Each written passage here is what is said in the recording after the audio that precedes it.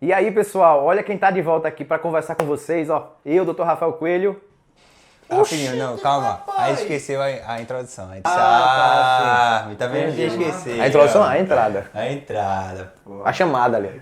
Você já ouviu falar sobre SARMs? Será uma nova classe de esteroides? Será que veio para substituir a testosterona? Vamos conferir tudo isso nesse vídeo agora.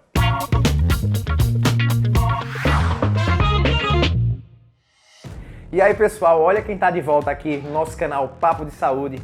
Eu, Dr. Rafael Coelho. E eu, Dr. Diego Santos. A gente tinha dado uma paradinha por conta da pandemia, mas agora vamos voltar com muito conteúdo para vocês. E para não perder o hábito, a gente já vai pedindo aí que quem não se inscreveu no nosso canal, por favor, se inscreva aí no botãozinho aí embaixo e também ative as notificações para que toda vez que a gente gerar conteúdo você seja informado. Lembrando que esse vídeo não tem o intuito de indicar um tratamento, e sim passar uma informação para vocês. E focando agora no bate-papo, né, Diego? O tema de hoje é SARMs.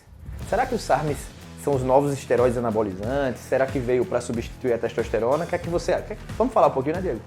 Pois é, Rafa, é muito importante a gente estar falando sobre SARMs aqui, porque eu não vejo o pessoal falando aí o que seria SARMs, para que eles servem. Além de muita gente pedir, né? Muita gente ter dúvidas sobre esse tema, né? Exato. Então vamos começar dizendo o que seria SARMs. Vamos começar pela sigla. Significa moduladores seletivos dos receptores androgênicos. São substâncias que têm um bom poder anabólico, agora o poder androgênico, que daria a característica masculina, é bem reduzido. Para se ter ideia, o SARMs mais androgênico que existe tem 1/10 da capacidade androgênica que tem a testosterona. No caso, eles não são derivados da testosterona, derivados desse hormônio. Porém, eles se parecem muito em relação à estrutura, ocupando mais facilmente, de forma mais seletiva até, e direcionado os receptores, principalmente de músculo e osso, poupando alguns outros receptores que a testosterona vai se ligar, por exemplo, na próstata, no fígado ou até no cérebro. Pois é, Rafa. Lembrando que tem muitas substâncias que são enquadradas como SARMs e não são SARMs. A gente pode citar, por exemplo, o cardarine, o ibutamoren. Exato, é muito confuso isso. Muitas pessoas enquadram ela nessa classe de substâncias, mas não se tratam de SARMs, não são moduladores dos receptores androgênicos. A principal diferença entre SARMs e hormônios esteroides é porque os SARMs vão atuar especificamente em alguns receptores diferentes dos hormônios esteroides. E como não são derivados da testosterona, por isso que não são os esteroides, eles também não formam os metabólitos ativos da testosterona, dos esteroides. Por exemplo, DHT, que é de hidrotestosterona, estradiol. Então, queixas do uso dos esteroides não são muito comuns com o uso dos SARMs, como, por exemplo, ginecomastia, queda de cabelo, acne, né, pele mais oleosa. Enfim, essas queixas não são tão comuns.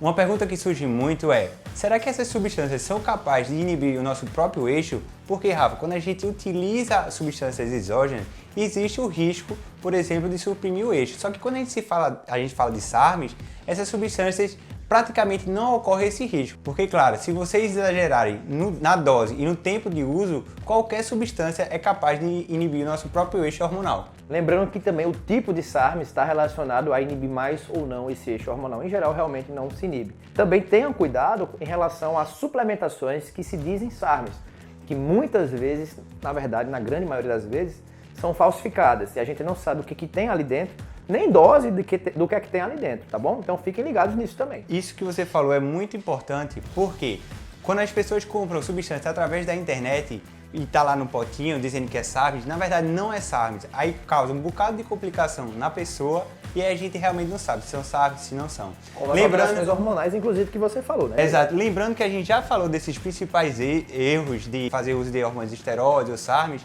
no vídeo de testosterona que está aqui no nosso canal, o Papo de Saúde, então confere lá se você ainda não viu. Em relação à segurança do uso, definitivamente os SARMs ainda estão em estudos iniciais em relação aos seus benefícios e às consequências de uso também. Mas existem alguns estudos clínicos promissores que foram realizados em humanos e animais que já trazem alguns benefícios. Os dois SARMs mais estudados realmente são ostarine e ligandrol.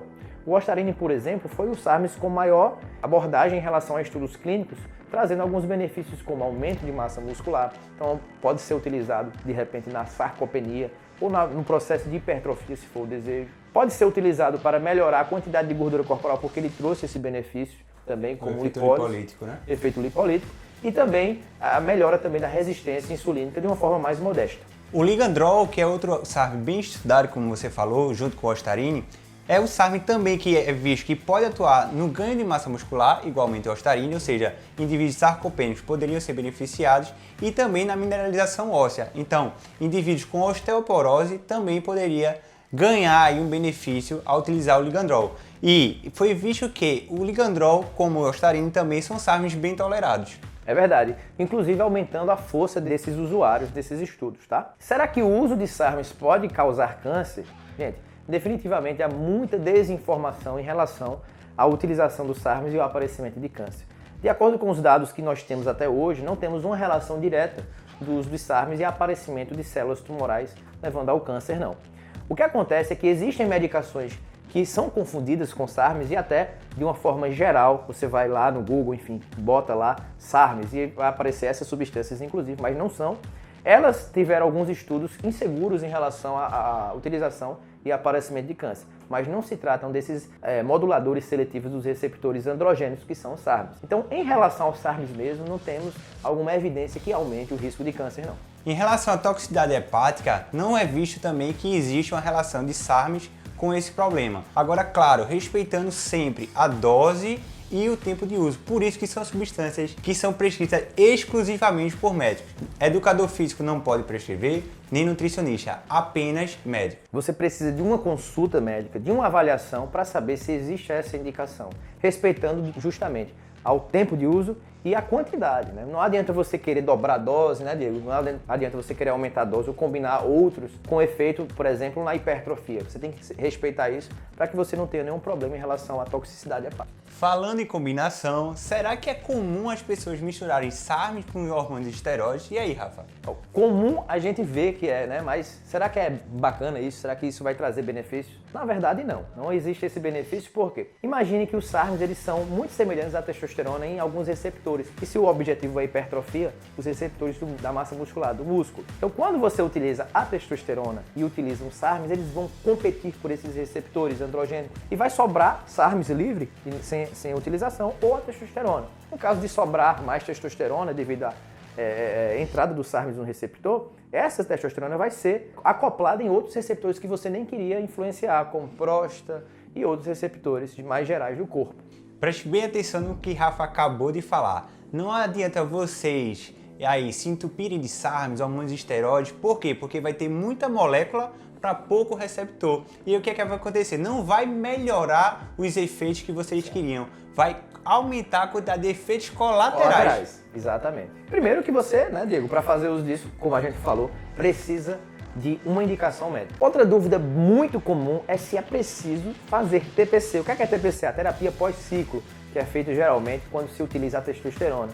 Será que é preciso fazer isso aí com o uso do SARMs, Diego? TPC seria uma terapia pós-ciclo porque quando acontece uma inibição do nosso próprio eixo hormonal, então a gente tem que reativar o eixo. Só que com os SARMs já é visto na prática que não acontece essa inibição do eixo, ou seja, não precisaria de TPC. Agora, relembrando sempre, se você abusar da dose e do tempo de uso, sim, pode acontecer de inibir seu eixo e aí você precisaria de uma TPC. Justamente. Existem SARMs, inclusive, que realmente podem inibir até mais, mesmo com doses adequadas, do seu eixo. Quando falamos assim, a gente está falando mais ainda realmente do Ostarine e do ligandrol. Em geral, não há essa necessidade, porém, respeitando dose, tempo de uso, isso é mais importante. Exato, não inibir eixo e geralmente também não tem efeitos colaterais, isso é muito legal. Em relação aos metabólitos, né, como ginecomastite. Exato. Então é isso, pessoal. A gente falou um pouquinho sobre SARMs para vocês, é um tema bem pedido, um tema pertinente. Espero que vocês tenham gostado do vídeo. Continue assistindo os nossos vídeos, né, Diego?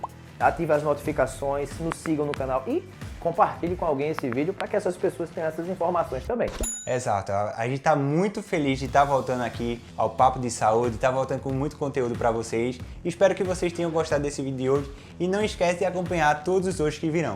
Até a próxima!